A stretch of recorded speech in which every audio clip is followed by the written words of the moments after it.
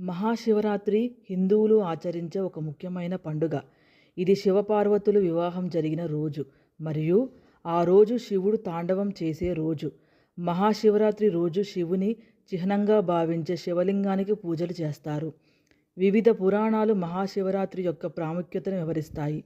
శైవ సంప్రదాయంలో ఒక పురాణం ప్రకారం సృష్టి, స్థితి, లయకారుడైన శివుడు తాండవం చేసే రాత్రి అని, మరొక పురాణం ప్రకారం ఇది శివుడు మరియు పార్వతి వివాహం చేసుకున్న రాత్రి అని, వేరొక పురాణం ప్రకారం శివరాత్రి అనేది సంవత్సరానికి ఒకసారి శివలింగాన్ని పూజించటం, క్షీరసాగర మదనంలో ఉద్భవించిన హలాహలం నుంచి ప్రపంచాన్ని కాపాడటం కోసం శివుడు దాన్ని సేవించి కంఠంలో దాచుకొని నీలకంఠుడనే పేరు పొందిన రాత్రి.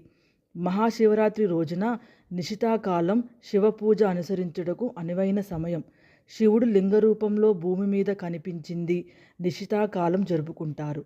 ఆ రోజున అన్ని శివాలయాలలో అత్యంత పవిత్రమైన లింగోద్భవ పూజ నిర్వహిస్తారు.